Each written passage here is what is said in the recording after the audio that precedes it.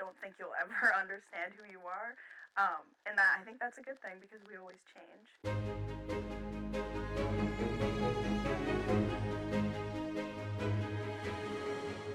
Hi, my name is Tessa. I am 23 and I'm currently a super senior at Bridgewater State University. I grew up in Wakefield, Massachusetts with my older brother and a younger sister, so I was the middle child. My dad and my mom are both huge, huge, huge theater people prior to their marriage and prior to the birth of all their children. My mom has a doctorate in worship theology and music. She's a classical pianist. She has centered her whole life pretty much around theater. Since I was a little kid, it's really just been theater is the passion in our household. And so she works at the high school that I actually went to, the Catholic high school, Bishop Fenwick High School, as the drama teacher there and the head of the art department. My mom and her twin sister, they had their own company called 2 by 2. And the reason it was called 2 by 2 was because it was only 2 weeks. And at the end of the second week, we had a weekend of shows, and that was it. The shows would never go up again, they would never be produced again, and it was just a one weekend only thing. I think the first one that I was ever a part of was called Aesop's Fables. And it was a show basically about all of the fables. And I had broken my leg maybe a week before the auditions.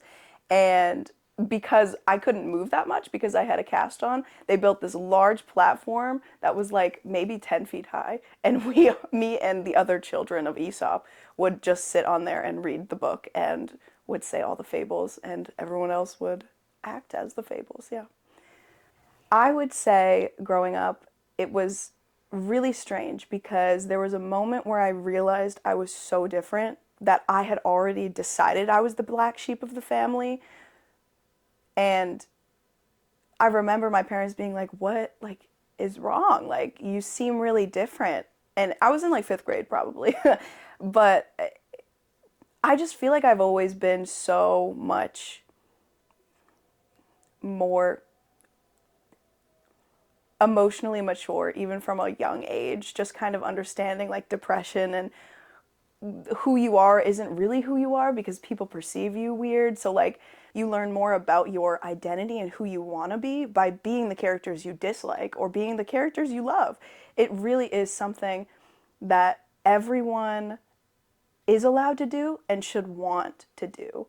And through these horrible, horrible times where queerness and just the LGBTQIA community are having some harsh words thrown at them and harsh actions, I think the only thing that we can do is keep going because they'll never know that we are here if we back down. They'll never know that we are here to stay if we put the white flag up. You don't know what parts you're going to play. You don't know what people or characters you are going to be put into that will make you look back at yourself and realize so many more things. My major goal is to get an EGOT, of course, Emmy, Grammy, Oscar, and Tony, but my more reachable goal is to open up an inclusive theater company or studio, regardless of if I'm an acting teacher or if I'm directing ensembles or if I'm just a voice teacher for someone. I want this place in this community to know that it's completely inclusive, that whoever you are, whatever age, race, creed, whatever, you are welcome here because I want to hear you sing and I want to act with you and I think you deserve a spot on our stage.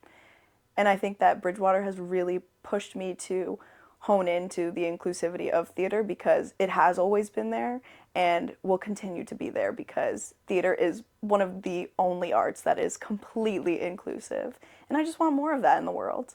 Revel in the weird looks because you're not meant to blend in, you're meant to stand out. And you should want to stand out.